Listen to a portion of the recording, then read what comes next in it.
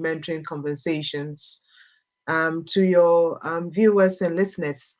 So, when talking about leadership, it just goes back years and years, right back to the women's rights movement,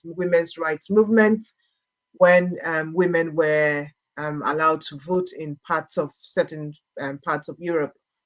We've always had women who have led. We can even go back to African history, isn't it? Particularly referencing to Ghana, where I originally come from in West Africa, where we know of a very, very prominent leader in the Ashanti Kingdom called Jan Santwa, who led that movement against the British. So when we talk about women in leadership, we talk about everything, all the examples that you gave. It's about mentoring conversations, it's about women leading organizations, it's about women, even women, we've come to a point where even women can lead as chaplains, women can lead as reverends. And as you know, even in the history of the church, have come a long way. We still have areas of the church that lead women cannot even preach, and women cannot be priests. So there's still a long way to go, but I would say God has put something in women, some kind of resilience, and the fact that I would say one of the giftings that I would say the good Lord has given women is multitasking. And so women make very good leaders because they can, one of the reasons is the fact that they can multitask, they can be very flexible, and we can bring a lot to the table. Um, in the past and now, the society has been a little bit patriarchal, where it's assumed that a man has to lead. And even if you look at marriages, people have different definitions on marriage partnerships. People have different interpretations on how a woman needs to be a submissive. People have different interpretations on how a woman can be a helpmeet. Even within the marriage, yes, the husband is supposed to be the spiritual head, but what does that mean? It doesn't mean that the woman cannot lead in areas, even in the home. In terms of nurturing, the woman can lead. So when we really, really use the big word L, that can go as far as we can stretch it. Yeah. Thank you very much. You also said a lot, and I don't know. Women, as you said, have gone through a series of challenges in this world. Religious challenges, political challenges, in fact, societal challenges. They've been through all these things over the years, and they are still facing it. And you said God is coded within women some very powerful, powerful, powerful attributes, and then you made mention of one: multitasking. Well, women can multitask. We know that for certain.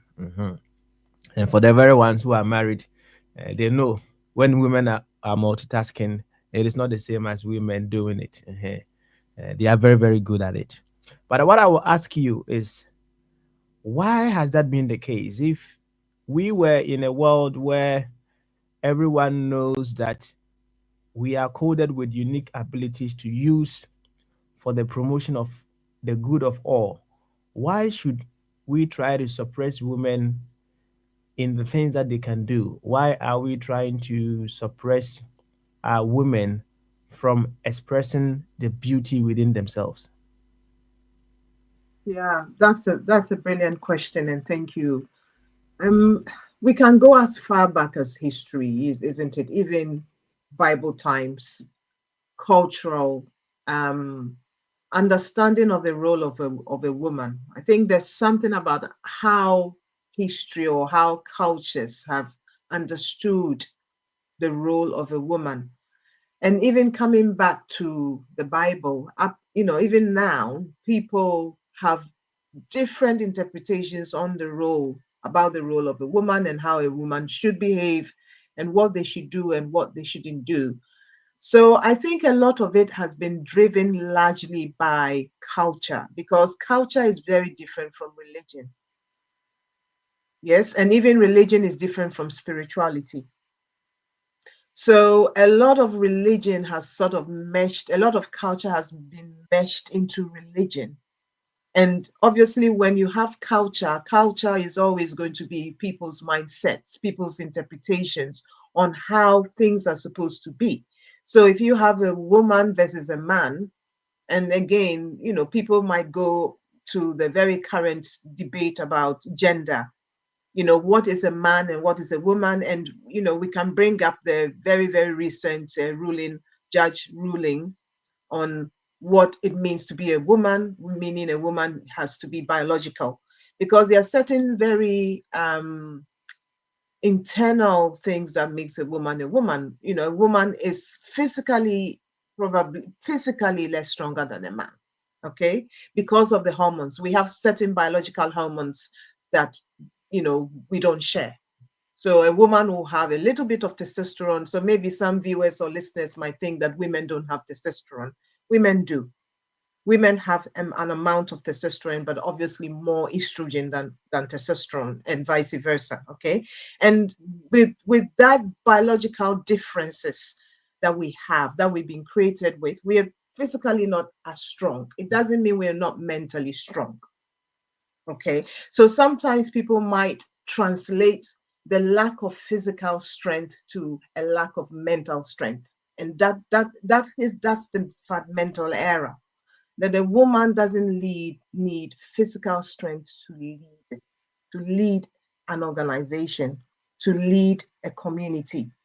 The woman just needs that compassion, that empathy, as well as the mental or cognitive capabilities to lead. And then even if it comes to spirituality, you know, God makes man and woman, and God gives gifts in equal measure. The gifts I have is very different from a gift another woman will have, or another man will have. It's very unique, and it's very unique to me. It's my fingerprint.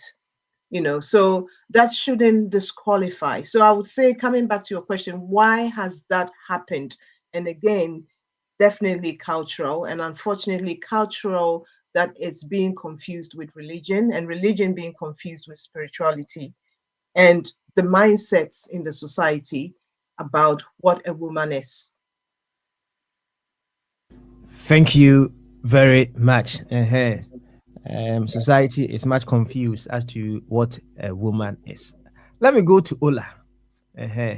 And I think first of all, I'll take from Ola Yeah. some of the amazing things we are looking forward to enjoy when we decide to open up to the feminine energy of this world. If we decide to enjoy all that life is giving to our women, what are some of the wonderful things that we stand to enjoy as a world, as a society, as nations, and what have you? Ola, tell us something more. Thank you very much. I think that Susan has said, the kind of major parts of it. I believe that leadership itself is a question that we have to ask. What does it mean? What do we mean when we talk about leadership? Because men and women occupy spaces, and I think this is maybe the history of the roles in society where the women were supposed to be the carers, the nurturers, we are the ones that looked after the home, the ones that made sure that their husbands were, were fed and looked after, and that they could go out and work and sit with other men who were decision makers in society. This is historically has been the role of the woman. And if we even look at that role, there's a very strong leadership element in that, because how do you manage a home, bring up children, look after your resources, develop them, increase the capital that you have. If we look at the Bible in Proverbs 31, this is the example of a leader, of a woman who is taking her place in society. So I very much see it as there isn't supposed to be a competition between men and women. I think there is how do you say, there is a partnership and cooperation between male and female that we're supposed to find strength in. We can't do without one of them. We need each other. Now, in my role or different roles as a leader, I see that I'm strong in certain areas and I may not be in other areas. I think that in my work, for instance, as a leader in the NHS in the UK, I've come to understand that because I'm a woman, that I will face certain challenges, and not just because I'm a woman, because I'm a woman of African origin. We face certain challenges, but the important thing is to realize that leadership is about service, is about serving. Leadership for me is not about lording over people, but it's about how we serve. And so I think that is a key element. Jesus says in the Bible that whoever wants to be the leader will be must be the servant of all. And I think that when we look at leadership in that way, we can see a very positive image of who leaders are supposed to be. Thank you very much for that. You said one thing also. It is not about competition. It should be about collaboration. And what came to mind when you said that was when the feminine energy and the masculine energy come together, they are able to form another human being. It is the most precious thing that we can ever have in this world. So that tells you, if we combine the masculine and the feminine energy in this world, there is nothing whatsoever that we cannot create. So suppressing another is like we're suppressing ourselves in not getting far in this world. Thank you very much, Ola, for that.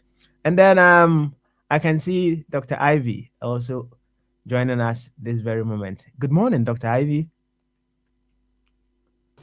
Good morning. How are you doing? I'm fine. And you? I'm very well too. Thank you for asking. Been a while, isn't it? Yes, it has. But whichever way, I can still see you doing some amazing work via the social media. How is the tooth work going? How is what? The dentist work Oh, going? it's okay. It's going very well, yeah? Yeah. Excellent. And thanks for joining in the conversation. Now, I'll start with you also telling us about some of the wonderful things when we decide to use the feminine energy in this world. We stand to gain as well. If you can just give us a little bit insight on that, we can carry on from there. Okay. The way I see it is that it's very good to have women leaders in organizations, because most of them, I cannot say all of them, lead with compassion. If you remember, during the COVID-19 lockdown, organizations that did very well were led by leaders with compassion. I refer to it as emotional intelligence. Emotional intelligence, someone who leads with emotions, is very important in the workplace. The reason is because there are times you have to make decisions based on emotions. And I'm going to give a good example. For example, you go to work one day and for your staff member comes in. Let's say that the staff member is called Marie. Marie has come to work and has just lost her pet that morning. You and I know Marie will not be able to function properly in the workplace on that day. She will not be productive. As a compassionate leader, what you have to do is to give her leave on that day as compassionate. So I believe that having high emotions is very, very important. Thank you. Thank you very, very much. Emotional intelligence. Certainly, as you said, women can be emotionally intelligent than our men. Men, more or less, are linear thinkers. Women are secular thinkers. You know, it reminds me, Dr. Susan, a saying that I picked from Dr. Ishmael Tete. He says, "Our psychology is in our biology. The way we think, the way we do our things is in our biology, the way we are formed by life. So men are linear thinkers and women are secular in their thinking. So women are very diverse in the things that they do. We look at things straightforward. But women, they look at all the points that men will miss for us to be able to get on beautifully as well. Now, I'll be mentioning some names. Tell me what comes to mind. Eve, Jezebel, I De, know De, where you are going. Delilah. Bathsheba. Uh-huh. You tell me what comes to Yes. mind when you hear these names. Well, what comes to mind is women who navigate. They look at the problems and then they navigate, okay, and try. You see, I'm being a woman. You see, you as a linear thinker will say something when manipulator, or but I'm looking at, okay, what is the best thing. And even if you look at even King David himself, okay, as a man, he was a strategist, okay. So yes, these are women, but we shouldn't forget that even the worst of the women in the Bible were mentioned as heroes of faith. Yes, the worst of the women in the Bible were still mentioned as heroes of faith. So it is just the ability of a woman doesn't excuse some of the things that they did, but they probably were looking at survival. So their skills that came out, where somebody might say they were manipulating, somebody considered they were trying to navigate that space. They were navigating a space. They were putting themselves and their families in a position where they will probably survive or get the best thing out of that situation at the time. So that isn't excusing what they did, but this, I'm just putting it out there in terms of lateral thinking. So I'm just illustrating, coming to Ola and Dr. Ivy, I'm just illustrating how we think. And you use the word, we're secular, we're not linear. We look at different things. We look at the different scenarios. We have a plan A, B, C, D, and E, and this is what we teach our children. The proverb in there's that African proverb, yes, about building communities. That's right. Yes, Mm-hmm. about building communities, about Mm-hmm. women building. It's a woman who builds a community, because That's there right. is a woman who raises the child, is a woman who nurtures a child, is a woman who is whispering to her husband's ear in the night. It is a woman who, around the fireplace and cooking, telling the stories, advising the children, and embedding the values into those children. So it is the woman that originates how your community is. And it's just the ability that God has put into us to multitask, to be able to see not black and white only. We do see the black and white, but we also see the shades of gray. And that is the strength. So people think that, oh, women just see shades of gray. No, we see both. We see black and white, and we see the shades of gray. That's what makes our brains different. Okay. And I All right. don't know, it could be biologically driven. I Uh-huh. haven't done and looked at the research, but there is definitely some research on the hormones that we have and how we behave and how we feel versus the hormones men have and how they behave and how they feel. There is research backing that. But in terms of the finer attributes of cognitive thinking, I wouldn't really necessarily put that, on radio out here. Okay. But definitely feelings and emotions are driven by some of our hormones. Not all, but some of it. Okay. Thank you very much for that. I'll go to Ola with this one. Okay. Well, some men are of the view that the problems that we have in this world, they started with Eve, right? That is people who look at the Bible literally. Okay, I don't know. And as such, they don't want extra problems in this world. So in as much as possible, they don't want to give room for our women, so that they will cause a lot of problems. Someone will even say, if Adam were to have locked Eve in a room, not allowing her to step out, perhaps she wouldn't have gone roaming to meet the snake to have a conversation with it. Right? Now, when someone says or talks like this, telling you the problems of this life or the problems of this world, they all came from Eve. Mm. As such, we wouldn't allow our women to step anywhere close to leadership, because the first woman that we know of is the genesis of all the problems we have in this world. What would you say to such a person? Yeah. I think firstly, people are entitled to their own opinions and views. And that is my stand, and that doesn't mean that I have to agree. But I think that there is a lot of misconceptions, misunderstanding, and also lies. I'm sorry to say that, but I think within that kind of picture.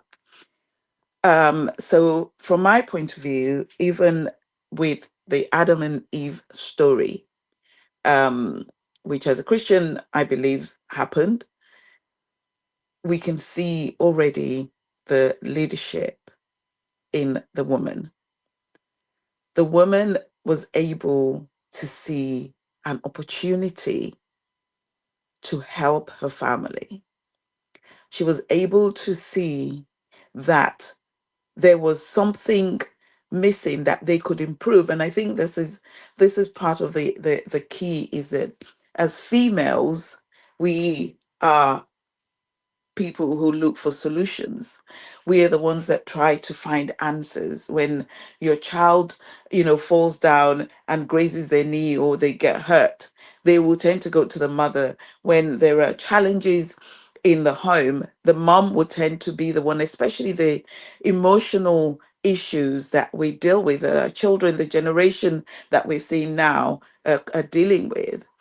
I think that women are solution bringers, and we labor to find answers to problems. And so I would look at it from that point of view. But the other aspect of it is that, again, I emphasize on the point that we need both. So if Adam had been fully engaged in his leadership, he would have been able to support Eve in her leadership. And I think this is the key, is that it's not about women taking over the world, it's about women having a place at the table. It's about men recognizing that God created us in equality. And so if we do not have the voice of the women in whatever sphere of influence we're talking about, we're missing out on a huge portion. Actually, there are more women in the world. I don't have the stats, but we have more females because in the world today than men. And so what are we missing out on if we're not tapping into that resource? Okay. What are we This missing would out? be, Mhm. where I would be coming from, is that there's a lot of incorrect and incorrect assumptions within such a statement, but we need to look at the positives that women bring to the table. If I can just say very quickly, because I'm so sorry, I'm going to have to leave soon, that in the UK, this, I mean, next weekend, We've got a group of women, about 90 women, who are going to be gathering in Windsor Castle, which is where the king lives. And these are Christian women who are talking about issues that affect women in society.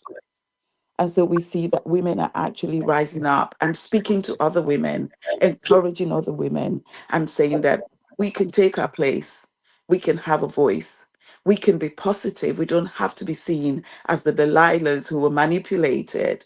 We don't have to be seen as Bathsheba, who was taken advantage of because the king insisted on her being his another concubine of his, but that women can be strong and that we can take our place in society and have a voice. We don't want to displace men because that is not our purpose. So, yeah, thank you so much for the opportunity to be with you today. Thank you so much, Ola. And one thing that you said that I love so much, women are not seeking to take over the world. And I understand it from this perspective that women are now seeking to partner or to be partners in building the world. It's not about women taking over. It's about partnering with men to be able to build a very beautiful world. And as a woman, once again, as Dr. Susan also did, you said if Adam could have also risen to his leadership skills, he would have been able to support the leadership of Eve to get around the problem. Wow, that is also very interesting. Always putting it on us. Yes, I understand. Thank you. Thank you so much, Ola, for that. I'll go to Dr. Ivy on this one. I know Ola said women are not seeking to take over the world.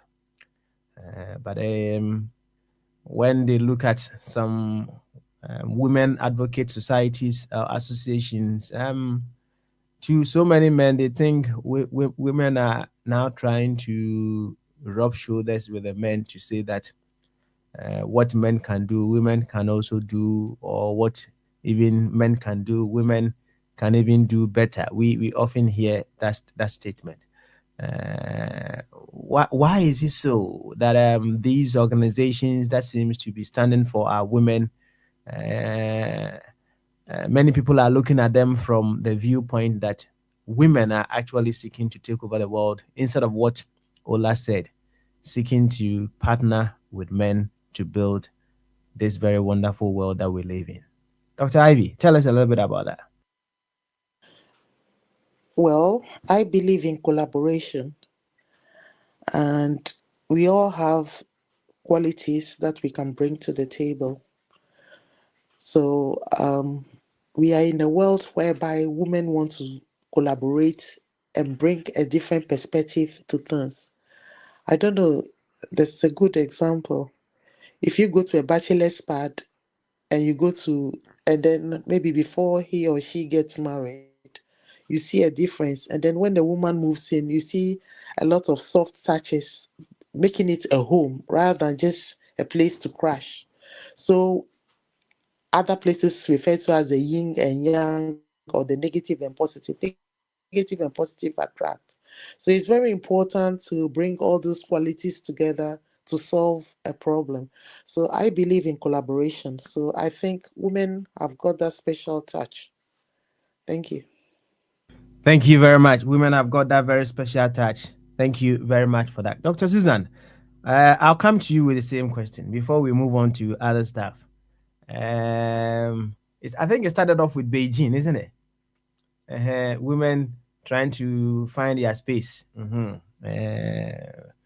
We Yeah. want, yes. So Yes. so Tell me. to some men, it's like, and the women are trying to take over. It's not about partnering per what they observe or the feelings that they make out of these various organizations, right?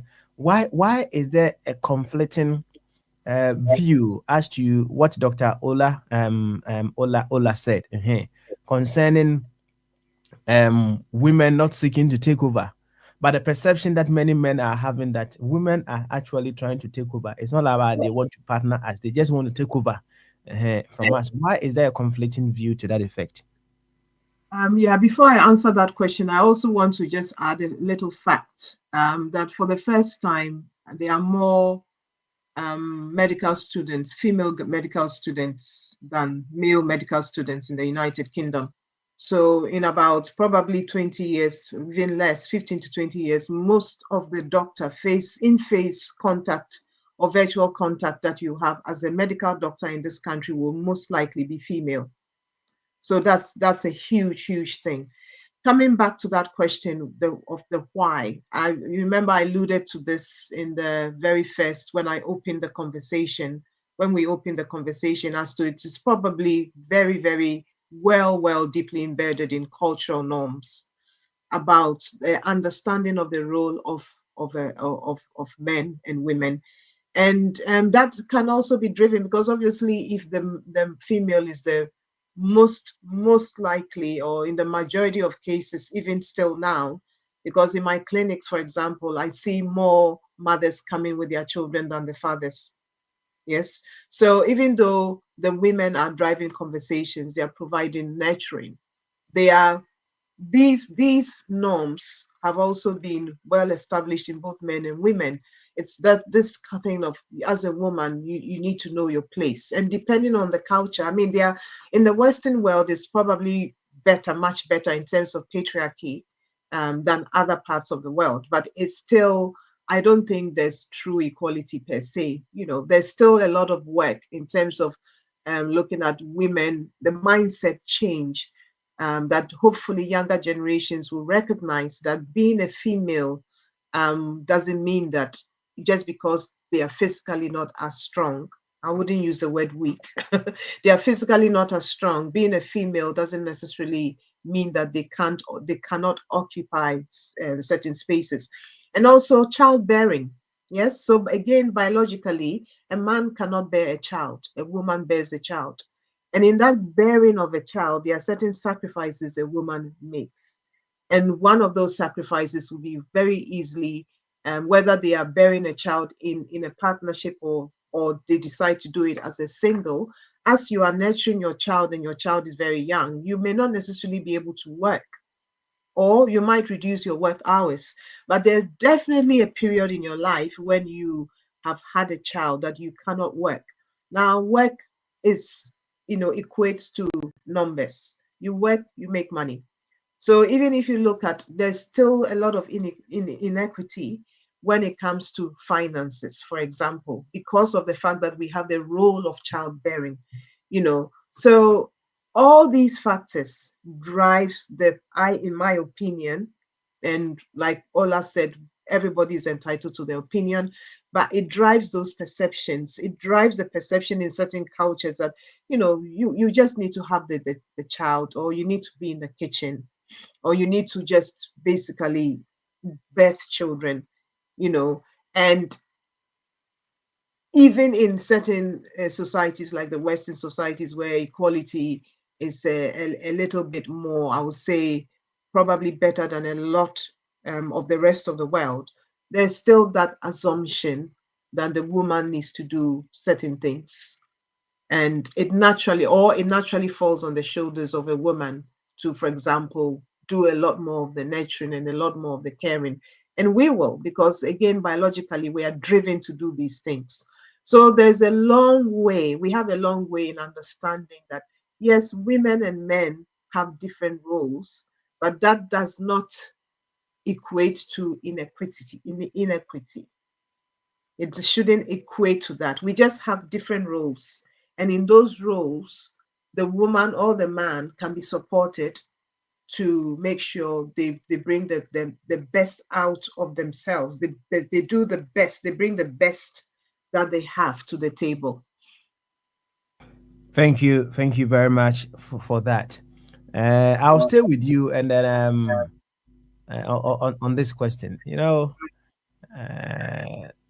there are still some people, irrespective of these very wonderful things that you've said about our women, um, when they give birth, and then they have a girl, they are not so excited as when they should have a boy, right? And there are some people, when they give birth to girls, they will continue and they will continue looking out for a boy, and they will continue, they will be having girls and girls and girls and girls. Sometimes they never have the boy. What do you tell them? What do you tell such people? Yeah, yeah. It's really about how you raise your girls and you raise your boys, isn't it? I mean, I'm a doctor. Maybe I remember when I decided to go to medical school, or I wouldn't say I decided to go to medical school, because when I was young, I mean, I really allowed my dad to help me to make some decisions, and I was very fortunate to have a very supportive father. And basically my father very early on just drove it. Both my parents, actually, they drove it into my mind, into my brain. You know, they said to me, you can achieve anything that you want to achieve. So I remember a particular uncle when I was accepted into medical school. He was so scared, and in that fear, what his problem was that I wouldn't get a husband to marry, because I was going to be very educated, and the men will be very scared. And we are talking how many years ago? Nearly 30 odd years ago. Things have changed. um in Ghana, for example, there are more women. In my year in medical school in Ghana, we were probably only about 15 girls in my class, and that was the average number in a class of 60. Yes, but now that those numbers have increased. So even the attitude about what a girl child can achieve is changing, and has changed even in our own societies, in our African societies. And that's where that's where we'll be having many of our viewers and listeners. That as long as you raise your girl child to know that they can achieve anything, they can become engineers, they can become scientists, they can become entrepreneurs, they can become preachers. There's nothing your girl can achieve, because God gives us intelligence, is a genetics. You can have your boy child who may not necessarily be bright. They may be very good with their hands, yeah, carpentry, painting. Yes, they can be very good with that. They may not necessarily be able to become doctors, but your female child will be the one who will be the doctor, and might be one of the light of the family, might be an engineer, might be a preacher.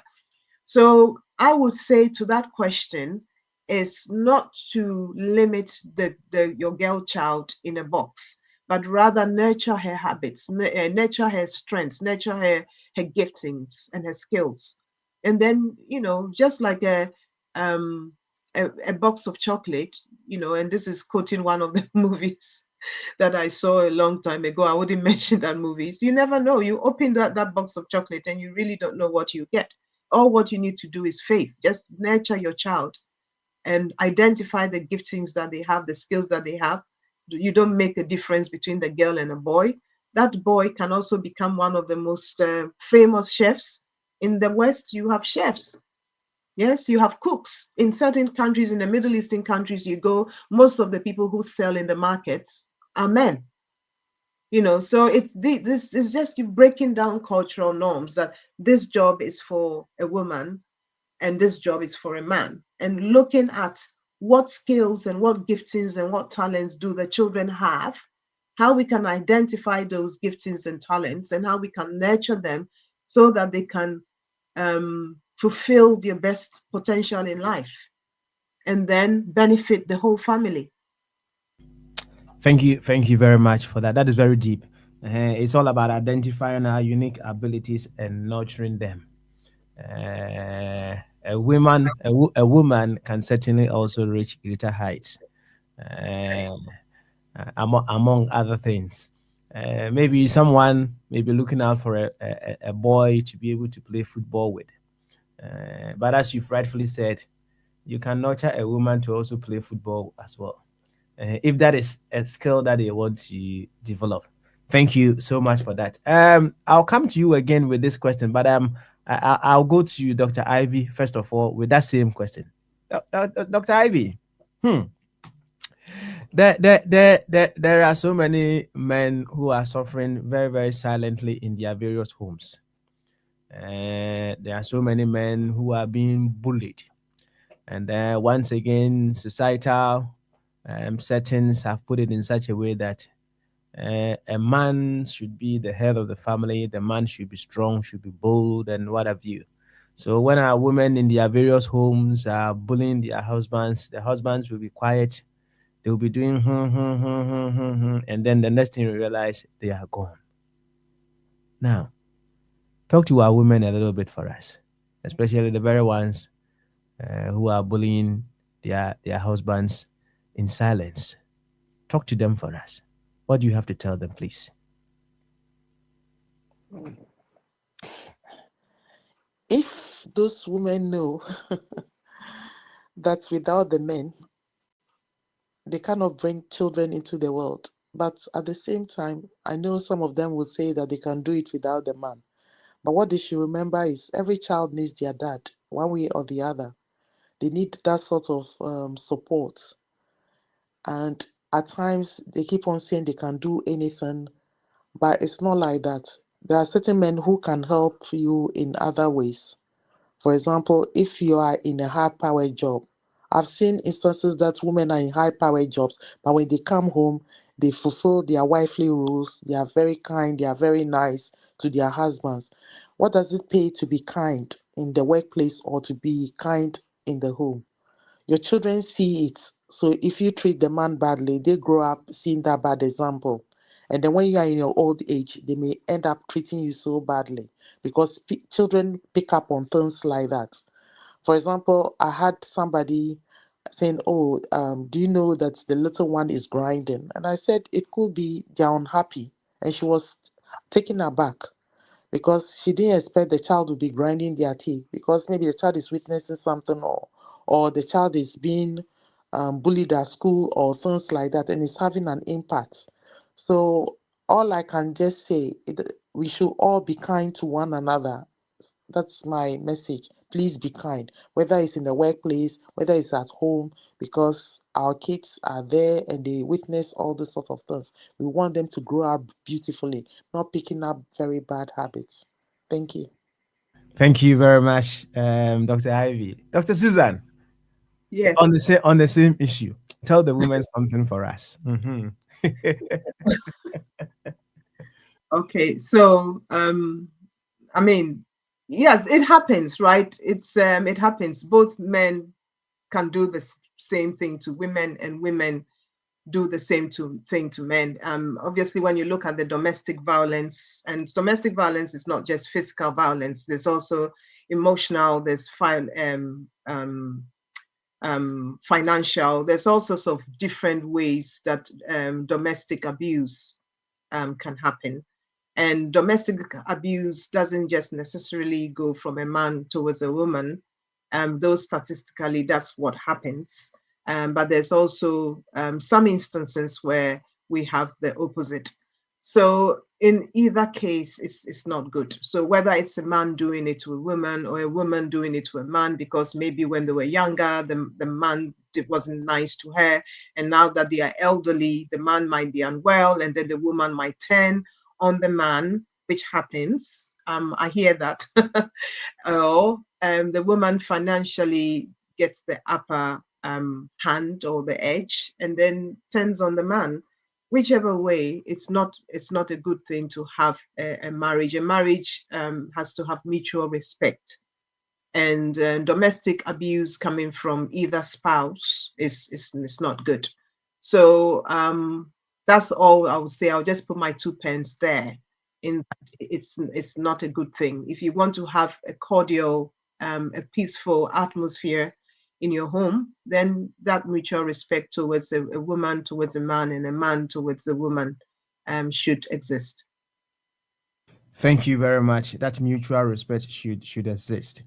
And one of the things that uh, leads to some of these problems we have in our homes is the lack of focus as to what the family is seeking to achieve.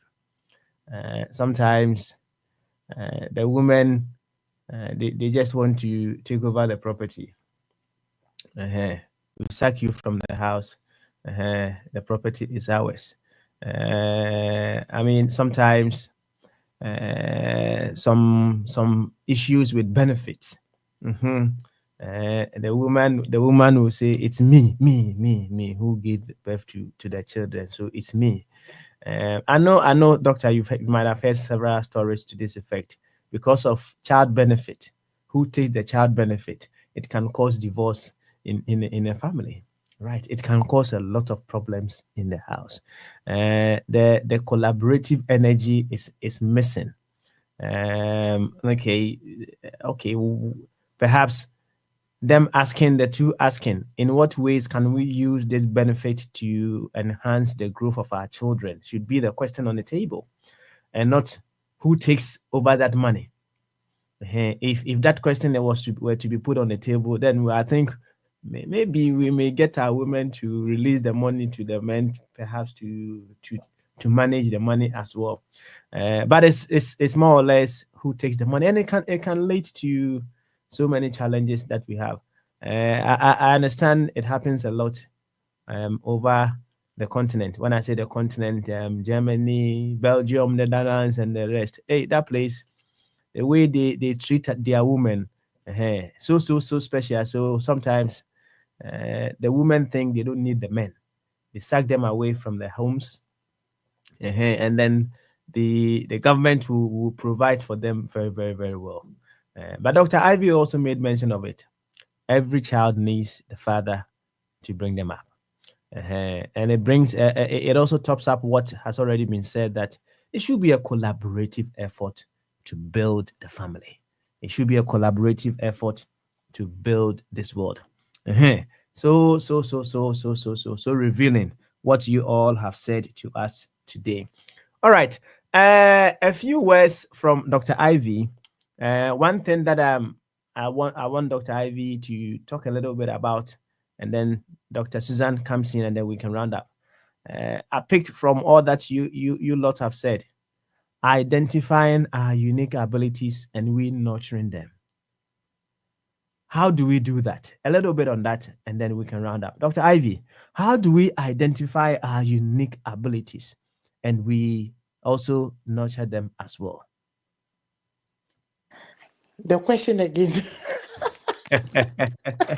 How do we identify our unique abilities and also nurture them? Imagine. I'll just give you a scenario. You are a parent. How do you identify the unique abilities of your children and also nurture them? Oh, that's a very interesting one. The only way is in crisis.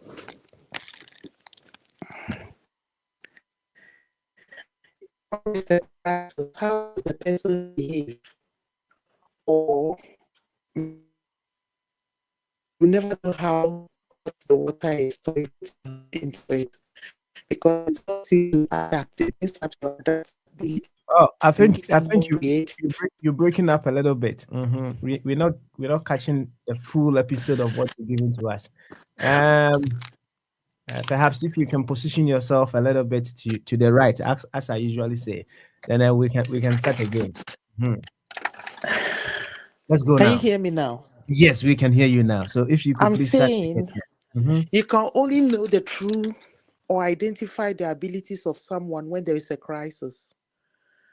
And metaphorically, you never know how hot the water is till your hand is in it. So if there is a crisis or something, that's when you know people's abilities. How do they adapt? How do they deal with the situation? How do they become creative? So it is only through those sort of things that you are able to know the true person. When things are going very well, you don't see the true character of somebody. So I think that's one way of finding out about people values and things like that. For example, when the lockdown came, some people volunteered their services, some people became kind, some people became loving. So I believe it is when things are not right, that's when you get to know the true person. Thank you. Thank you very much. I love it. In crisis, we are able to identify our unique abilities. In other words, in pain, we get the revelation of the coded good, the coded abilities within us. Thank you very much for that. I love that. Dr. Susan, a little bit on that.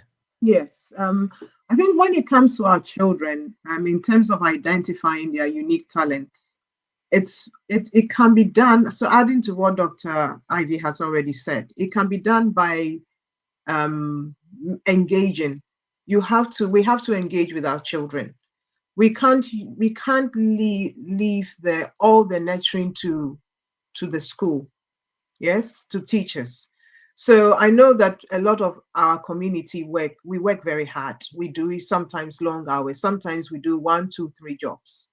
But it's also important to have that quality time with their child. We would know where our child's strengths lie when we're doing homework with them. I remember when my children were little, I would be walking with them. They weren't even 4 years old. They were very little. And I would, as we were going along, I will point to the doors, the colors of the doors, the numbers of the doors. We're doing capital. Before the children were 5 years old, they knew almost all the capitals of the world. You see, because we were doing these things with them. We were involved. We were trying to get learning through play, so that whatever they were getting in the schools, we were extending it when they came home. Obviously, as they get older and then it became more formal, then that became different, because obviously how they teach math in the school is very different from how I was taught math. You remember this, and then you learn things by rote, right? Then they come with certain things, but when they are young and their brains are forming, it's amazing. You're encouraging them, you are pointing out things, you are reading with them, you are bedtime stories, all these sorts of things. And it's the engagement, and it is through the engagement that as they go through school, especially the early years and primary school, that the giftings will start to come out. And then that's when we're able to identify and then nurture. But if we don't engage with our children and we put them in front of the phones, the iPhones, the technology, the TVs, and just leave it to these things I don't say all of it is bad, because I'm a very big person that technology has its place and the world has changed, whether we like it or not, but we just need to interact with that technology and our children, and not just leave all that technology to interact with our children. And then the nurturing, and then the gifts and talents and skills will probably be clearer to the parent, and then the parent can then work on those things. Thank you so much for that as well. In crisis, we discover, and engaging our children will be able to help them identify their unique abilities. When you have boys in the home and you see them, playing with some stuff that indicates they want to learn how to cook, among other things, perhaps it's a way of identifying that you have a chef in the making in your house. But hey, if you are just simply focused on the fact that your boy should be playing football, you may also miss some of the other things that they can equally do. As Dr. Susan, you said, I think in many instances, parents are more fixated on a particular thing their children want to do.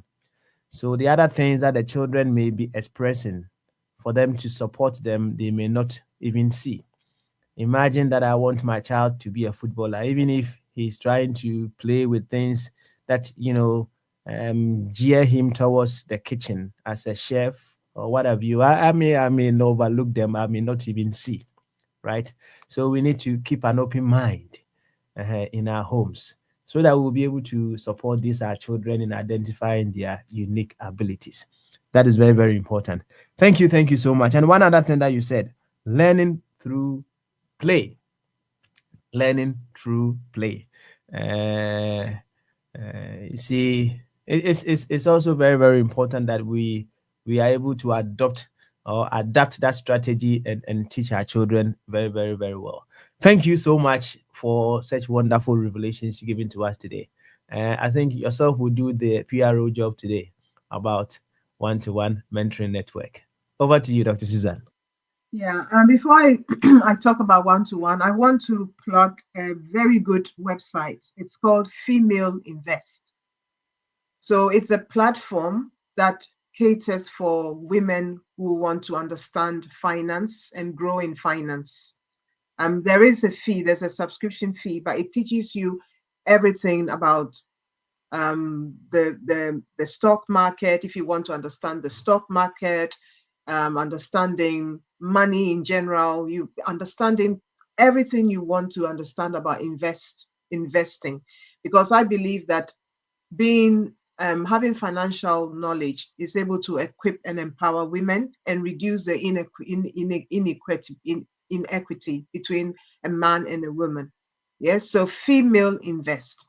And then coming back to one-to-one mentoring, yes, so we are a mentoring organization, and you can find us at www.one2 the number 2 one-to-one-mentoring.com.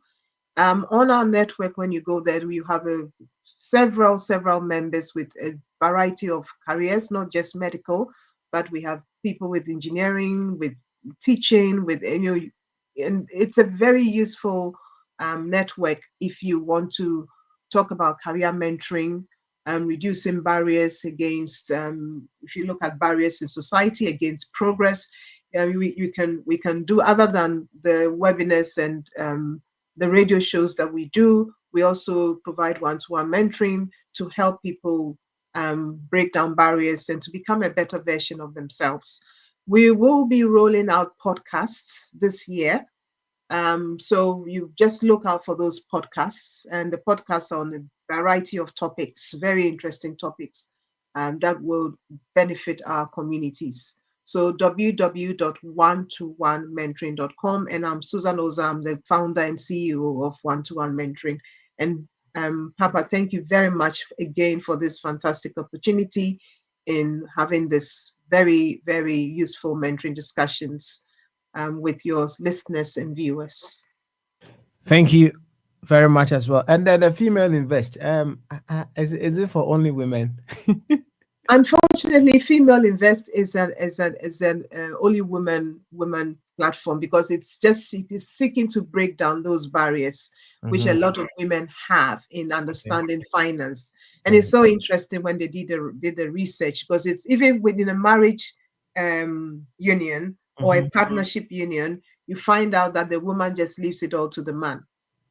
And I remember one husband saying to me, well, if the wife doesn't understand, if something, God forbid, happens to him, what's going to happen?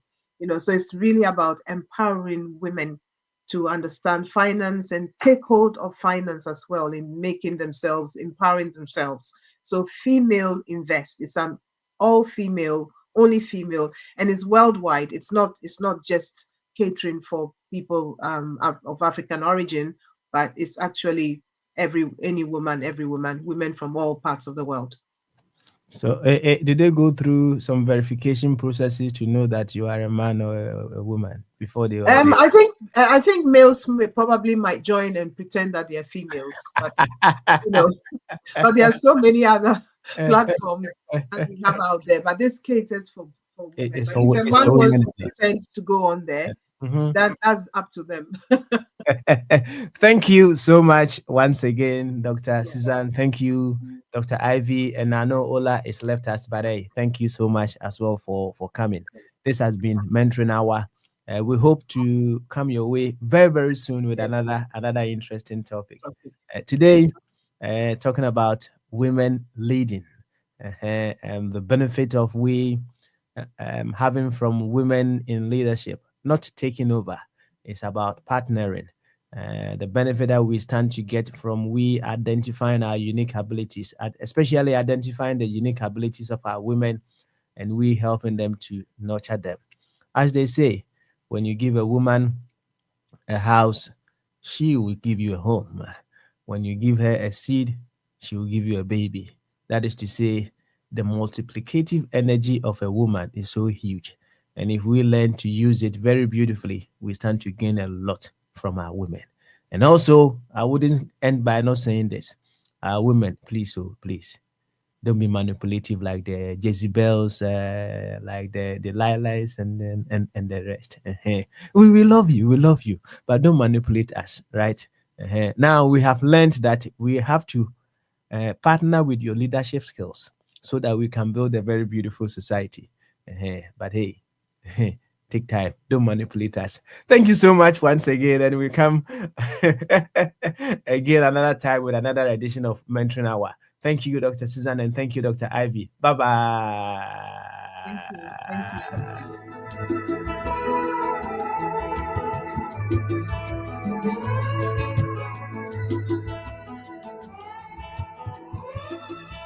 To live and not know what state of God you are, it's a disaster.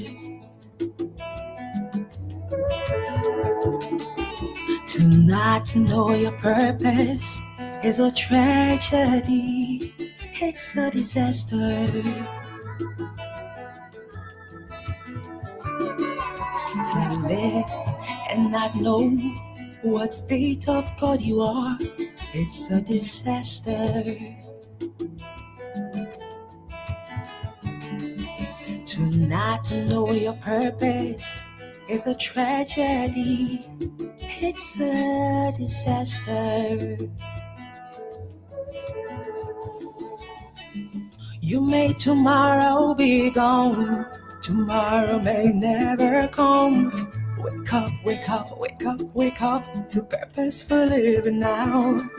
That in this you will build your soul, in this you will be the difference, in this you will be the answer to the prayers of humanity. In this you will build your soul, in this you will be the difference, in this you will be the answer to the prayers of humanity. To live and not know what state of God you are, it's a disaster. To not know your purpose is a tragedy, it's a disaster.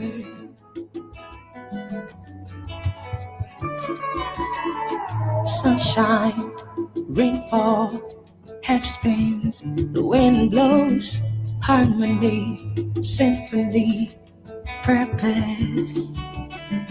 Sunshine, rainfall, half spins, the wind blows, harmony, symphony, purpose. The world is waiting on you. Do you feel free? The world is waiting on you.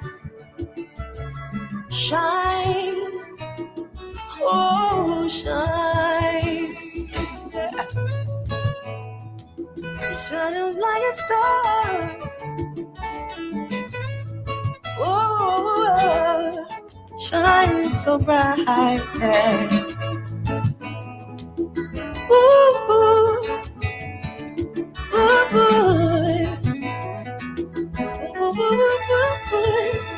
yeah. You may tomorrow be gone, tomorrow may never come.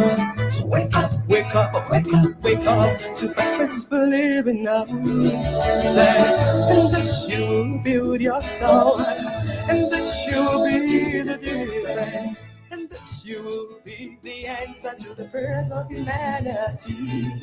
And this you will build your soul, and this you will be the difference, and this you will be the answer to the prayers of humanity. To live